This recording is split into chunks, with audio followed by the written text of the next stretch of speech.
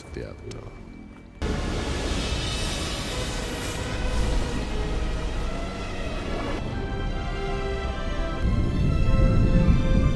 कई सौ साल पहले दुनिया में 4 कबीले हुआ करते थे जो थे अग्नि, पानी, हवा और धरती। और सालों से ये आपस में बड़ी शांति से रह रहे थे। पर फिर अग्नि कबीले ने बाकी सब पर हमला कर दिया और अब सिर्फ एक ही इंसान दुनिया में शांति ला सकता था जो इन चारों कबीलों की शक्तियों का मास्टर होगा। उसे वो सब लोग अवतार कहते थे। अवतार के गायब होने के 100 साल बाद साउदर्न बॉर्डर विलेज में 2 भाई बहन सोका और कटारा खाने की तलाश में थे। उनके माता पिता की मौत अग्नि कबीले से लड़ते हुए हुई थी। खाना खाते वक्त उन्हें बर्फ के नीचे एक अजीब सी रोशनी दिखी। कटारा ने बर्फ तोड़कर उसे निकालने की कोशिश की और उसकी इस हरकत से बर्फ में बड़ी बड़ी दरारें पड़ गई और नीचे से बहुत बड़ा बर्फ का गोला बाहर निकला। कटारा ने पास जाकर उस बर्फ के गोले को तोड़ना शुरू किया, पर एकदम से उस गोले में से रोशनी निकलने लगी। रोशनी के खत्म होने के बाद दोनों ने पास जाकर देखने का फैसला किया। पास जाकर उन्होंने देखा कि एक छोटा गंजा बच्चा वहाँ एक बहुत बड़े जानवर के साथ पड़ा हुआ था। इसके बाद वो दोनों उसे अपने साथ अपने गांव ले गए, जहाँ कटारा ने उस लड़के के शरीर पर कई टैटूज देखे और उससे बर्फ में फंसने की वजह पूछी, जिस पर उस लड़के ने बताया कि वो अपने जानवर के साथ टहलने निकला था और एक खतरनाक तूफान की वजह से वो लेक में फंस गया। तभी सोका उन बच्चों को लेकर टेंट में पहुंचा जो अग्नि कबीले के लोगों से बच रहे थे, क्योंकि वो लोग उनके गाँव में घुसकर तबाही मचा रहे थे। असल में वो उस रोशनी को ढूंढ रहे थे जो उस बर्फ के गोले से निकली थी। इसके बाद अग्नि कबीले के लीडर जुको ने सभी बूढ़े व्यक्तियों को बाहर लाने को कहा, जिनमें सोको और कटारा के दादा दादी भी थे। इससे पहले कटारा उन पर हमला करती सोको ने उसे रोक लिया। उधर एक सैनिक उस टेंट में गया जहां वो गंजा लड़का भी बैठा था। उसे उसके कपड़े और शरीर पर बने टैटूज को देखकर शक हुआ और वो उसे सीधा जुको के पास ले आया। उस लड़के ने अपने बदले में बाकी सबको छोड़ने को कहा, जिस पर जुको तुरंत मान गया और वो उसे लेकर वहाँ से चले गए। सोका और कटारा भी ये सब देख रही थी, लेकिन वो इस बारे में क्या ही करते। अचानक उन्हें बाहर कुछ बच्चों के चिल्लाने की आवाज आई जो उस बहुत बड़े दिव्य जानवर के पैरों को पकड़कर हवा में झूल रहे थे।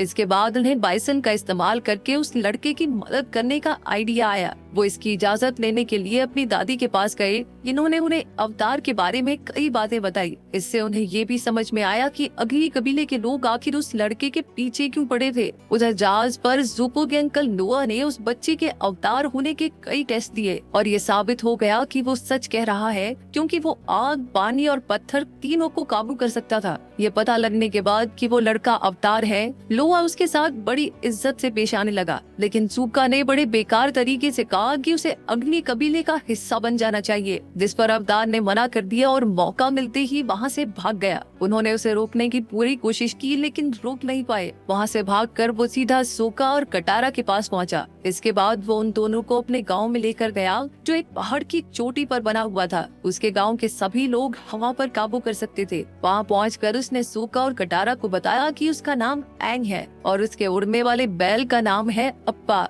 एंग को अभी तक एहसास नहीं हुआ था कि अग्नि कबीले ने उसके गांव पर हमला करके सबको मार दिया था। वो बार बार अपने दोस्त को बुलाने की कोशिश कर रहा था। कुछ देर बाद कटारा ने एंग को अग्नि कबीले के हमले के बारे में बताया, जो उन्होंने सिर्फ इसलिए किया था क्योंकि वो जानते थे कि अगला अवतार हवा पर काबू करने वाले कबीले से ही निकलेगा। तभी एंग को अपने जिगरी दोस्त का नेकलेस मिला जो अब कंकाल बन चुका था। एंग समझ गया कि अब हवा को काबू करने वाला वो आखिरी एयर पेंटर बचा है। उसके परिवार और पूरे कबीले की हत्या सिर्फ इसलिए कर दी गई क्योंकि वो वहाँ पैदा हुआ था। उसका मन बहुत सारी भावनाओं से भर गया और तभी अपने दिमाग में वो ड्रैगन स्पिरिट से पहली बार मिला। उधर जहाज पर अग्नि कबीले के कमांडर जाओ ने जुको और लुआ को डिनर पर बुलाया। जाओ ने सबके सामने जुको को कमजोर बताकर उसका मजाक उड़ाया और कहा कि वो अपने बाप का बेटा कहलाने लायक तभी बनेगा अगर वो अवतार को पकड़ कर ले आए। जुको इस बात से बहुत गुस्सा हुआ और उठकर वहाँ से चला गया, लेकिन जाने से पहले उसने जाओ को वादा किया कि वो अवतार को सबसे पहले पकड़ेगा। असल में जुको के पिता ही अग्नि कबीले के राजा हैं। उधर रास्ते में चलते हुए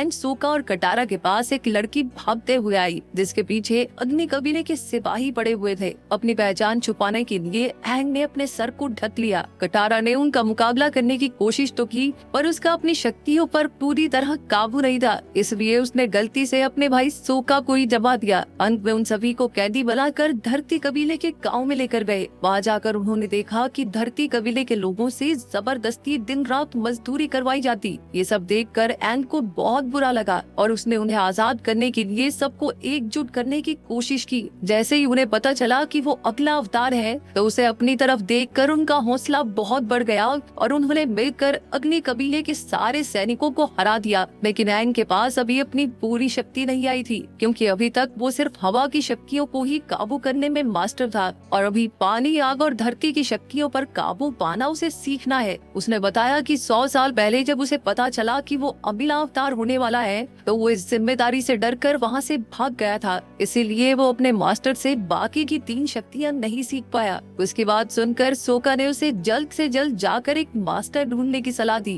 एंग ने समय बर्बाद न करते हुए अपना मास्टर ढूंढने का सफर शुरू कर दिया। उधर राजा को भी खबर मिल चुकी थी कि धरती कबीले के लोगों की मदद अवतार ने की है। इसके बाद उसने एंग को पकड़ने के लिए एक प्लान बनाया। उधर जब सोका और कटारा सो रहे थे तो एंग ने अकेले ही आगे बढ़ने का फैसला किया और वो अपने जानवर पर बैठकर निकल गया। हवा के मंदिर पर पहुंचने पर उसे एक गुरु मिले जिन्होंने उसे ट्रेन करने का वादा किया और उसे आज तक के सभी अवतारों के पुतले दिखाने ले गए। जब एंग अपने पूर्वजों के पुतले देख रहा था तो उस गुरु ने उससे माफी मांगी, क्योंकि उसने धोखे से एंग को कमांडर जाओ के जाल में फंसा दिया था। एंग को एक कमरे में ले जाकर चेन से बांध दिया गया। एंग ने बंधे हुए अपने मन में ड्रैगन स्पिरिट से बात करने की कोशिश की, जिसने एंग को बताया कि उसे नॉर्थ में पानी कबीले के महल में जाना होगा, क्योंकि वहीं पर वो अपनी पानी की शक्तियों पर काबू पाना सीख सकता है। आंखें खुलने पर जाओ उसके सामने खड़ा था। जाओ ये देखकर हैरान था कि अवतार एक बच्चा है, क्योंकि उसके हिसाब से तो उसकी उम्र 100 साल से ऊपर होनी चाहिए थी। इसके बाद जाओ ने सबके सामने जाकर ये कहा कि उन्हें अवतार से डरने की कोई जरूरत नहीं है, क्योंकि वो अभी एक छोटा बच्चा है। जाओ की स्पीच के दौरान एक आदमी मुंह पर मास्क पहनकर बिल्डिंग के अंदर घुस गया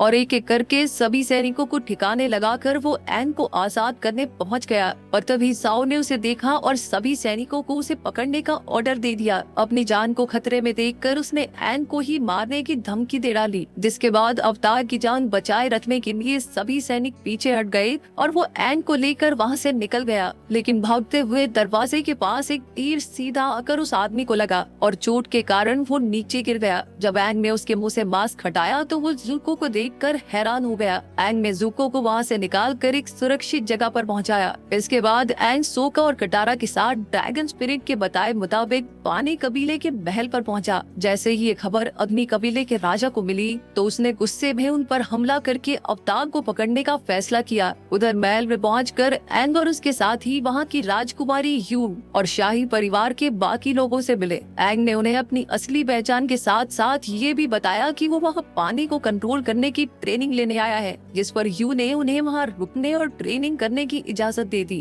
एंग बहुत ही जल्द पानी पर काबू पाना सीख गया और इधर सोका और यू भी एक दूसरे के काफी अच्छे दोस्त बन गए थे और लग तो कुछ ऐसा रहा था कि शायद वो एक दूसरे से प्यार भी करने लगे हों। उधर अग्नि कबीला अपनी विशाल सेना और लड़ाकू जहाजों के साथ पानी कबीले के महल पर हमला करके उन्हें हराने के लिए पहुंच गया था, लेकिन जुको कमांडर जाओ से पहले अवतार को पकड़ना चाहता था, इसीलिए वो मौका देखकर पानी के नीचे से महल में घुस गया। क्योंकि वहाँ सभी लोग लड़ाई की तैयारी में लगे थे तो वो चुपके से महल में घुसने में कामयाब भी हो गया। इसी बीच उसने एंग को भागते हुए देख लिया। यू एंग को एक ऐसी जगह लेकर गई जहाँ बैठकर वो ध्यान लगा सके, क्योंकि वो अब होने वाली लड़ाई में ड्रैगन स्पिरिट की सलाह चाहते थे। यू और सोका उसे वहीं छोड़कर चले गए, पर कटारा ने वहीं रहकर उसका साथ देने का फैसला किया। तभी थोड़ी देर बाद जुको वहाँ पहुँच गया। उसने कटारा पर हमला करके उसे बड़ी आसानी से हरा भी दिया। उसे रास्ते से हटाने के बाद वो एंग को उठाकर कहीं और ले गया, लेकिन एंग का सारा ध्यान ड्रैगन स्पिरिट से बात करने में था। वो जानना चाहता था कि वो अग्नि कबीले को कैसे हराए, जिस पर ड्रैगन ने जवाब दिया कि वो इस युद्ध में किसी को नुकसान न पहुंचाए, क्योंकि एक अवतार का काम सभी के बीच शांति बनाए रखना है।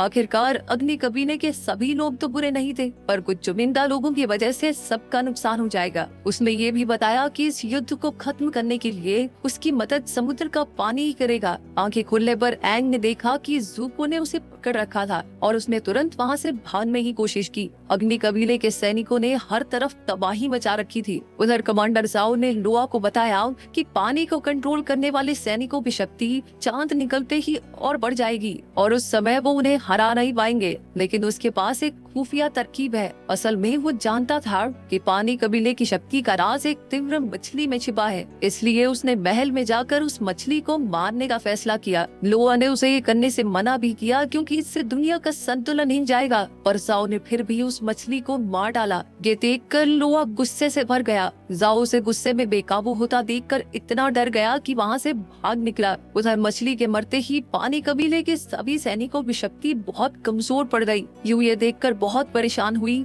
और उसने अपने लोगों की ताकत के लिए अपनी कुर्बानी देने का फैसला किया। सोका ने उसे रोकने की बहुत कोशिश की, लेकिन यूं नहीं मानी क्योंकि उनके लोगों की शक्ति वापस लाने का और कोई रास्ता नहीं बचा था। यू के बलिदान देते ही सभी लोगों की शक्तियाँ वापस आ गयी। शक्तियाँ वापस आते ही 4 सैनिकों ने जाओ को घेर लिया और उसे बड़ी दर्दनाक मौत दी। एंग का भी पानी पर पूरी तरह कंट्रोल नहीं आया था, पर तभी उसे याद आया कि कैसे उसके दोस्तों और गांव वालों ने सिर्फ उसकी वजह से अपनी जान गंवाई थी। वो एक बार फिर से भावनाओं से भर गया। उसने अपनी अपार शक्ति से पूरे समुद्र के पानी को ही अपने कंट्रोल में कर लिया। 100 फीट ऊंची लहरें बनने लगी, जिसने अग्नि कबीले के सारे जहाजों को दूर हटा दिया और इसी तरह युद्ध खत्म हो गया। सब कुछ खत्म होने के बाद दोनों कबीलों के लोगों ने उसके सामने झुककर उसे अपना अवतार माना। अगर आपको हमारा वीडियो पसंद आया हो तो प्लीज हमारे channel plot of story lines को जरूर सब्सक्राइब करें।